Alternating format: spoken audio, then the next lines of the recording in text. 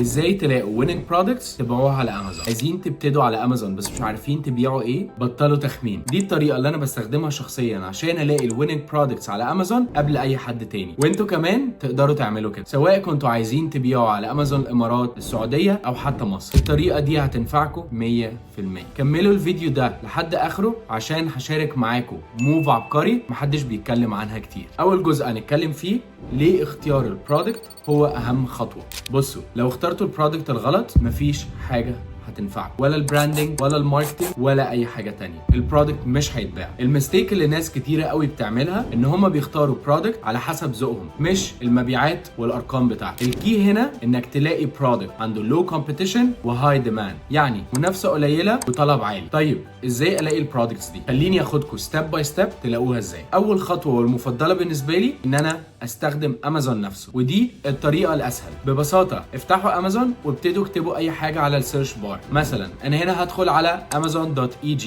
وهبتدي اكتب كلمه شامبو. هتلاحظوا ان امازون بيقترح عليكم حاجات زي شامبو سلفيت فري او شامبو اند كونديشنر، وده معناه ان الناس بتدور على البرودكت ده بكميه كبيره. طيب وبعدين انا كده لسه الموضوع مش واضح. هنا الحركه السريه، خش على اي برودكت وركز على تحت السعر. هتلاقي فيه حاجه زي 50 بلس bought in the last month او 200 بلس bought in the last month، وهنا لو لقيتوا البرودكت عليه اي حاجه اكتر من 200 بلس preferably 500 بلس مبيعات شهريا وعدد الريفيوز اقل من 100، ده معناه golden opportunity، ان هنا في high demand ولو competition. طيب دي اول طريقه. ايه تاني طريقه؟ ان احنا نستخدم تولز زي هيليوم 10 او جانجل سكاوت. انا شخصيا بفضل هيليوم 10. طيب التولز دي بتعمل ايه بالظبط؟ دي تولز بتعمل لك complete analysis للبرودكتس والكاتيجوريز على امازون. التولز دي بتوريكوا داتا شبه المونثلي سيلز بتاعت البرودكتس، نمبر اوف ريفيوز، وبتوريك عدد الكومبيتيتورز اللي بيبيعوا نفس البرودكت والكي ووردز اللي عليها هاي سيرش فوليوم، يعني ناس كتير بتدور على الكلمات دي. طيب بنبتدي ان احنا نعمل اكونت على واحد من التولز،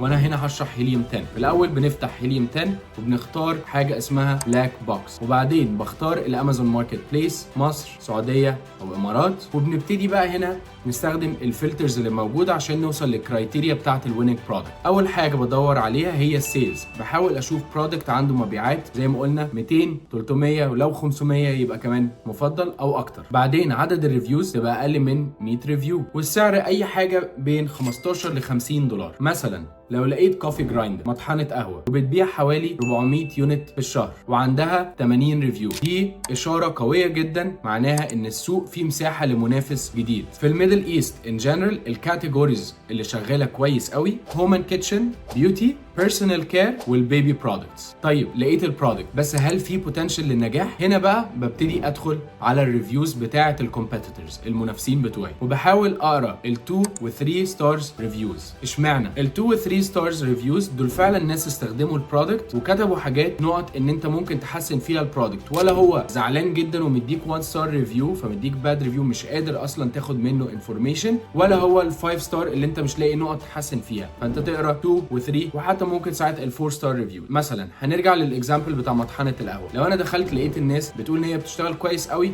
بس البطاريه بتاعتها بتخلص بسرعه، ممكن هنا ساعتها اقدم بطاريه بتشحن اسرع او بتقعد وقت اطول، فهي دي هنا نقطه للتحسين. او برودكت تاني بيبي بوتلز، الناس بتقول ان هي حجمها صغير فمش بتشيل لبن كفايه للبيبي، ممكن انا ادخل اعمل حجم اكبر وبقى انا هنا قدرت ان انا احسن المنتج ده. ودي الطريقه اللي انت تقدر تتميز بيها عن الكومبيتيتورز بدل ما انت تبيع نفس البرودكت زيهم وخلاص. طيب لقينا الويننج برودكت، لقينا فرص تحسينه، دلوقتي عايزين نلاقي البرودكت نفسه اشتريه منين؟ هندور على السبلاير بتاعه. اول حاجه هندخل على alibaba.com ونعمل سيرش على اسم البرودكت بتاعنا، هيطلع لي السبلايرز اللي عندهم البرودكت ده. ببتدي اختار سبلاير اتليست عنده خبره 3 سنين او اكتر، كل ما يبقى اكتر كل ما يبقى احسن، وعلى الاقل معاه تريد اشورنس، ضمان للجوده. ده بيثبت لي البرودكت كواليتي هتطلع من عنده بكواليتي كويسه. النكست ستيب بتكون ان انا ابتدي اطلب عينات من السبلايرز. انا على طول بحب ان انا الاقي من 3 ل 5 سبلايرز وبطلب منهم كلهم عينات، وببتدي اشوف مين كان سريع في الرد، مين الانجليزي بتاعه كويس وانا عارف اتعامل معاه، ومين بعت لي السامبلز في وقت كويس، وبعد كده بقيس الكواليتي بتاعت السامبلز اللي بتوصل. كل الحاجات دي باخدها ان كونسيدريشن قبل ما استقر واستقر على السبلاير واطلب منه البالك اوردر اللي هيروح لامازون. وكده كده بنتفاوض على السعر وعلى الباكجينج عشان يكون عندنا كومبيتيتيف ادفانتج. وبكده ندخل على الخطوه الاخيره، بنبتدي نعمل الامازون سيلر اكونت بتاعنا في الماركت بليس اللي انا عايزه. لو انا عايز اعمل في الامارات بعمله في الامارات، في مصر بعمله في مصر، وبنبتدي نليست البرودكت بتاعنا. ودي كده بالظبط الطريقه اللي بستخدمها انا شخصيا عشان الاقي الويننج برودكتس على امازون. لو عندكم فكره برودكت وعايزين رايي اكتبوها لي في الكومنتس. استنوني في فيديو جديد ومور تيبس على امازون.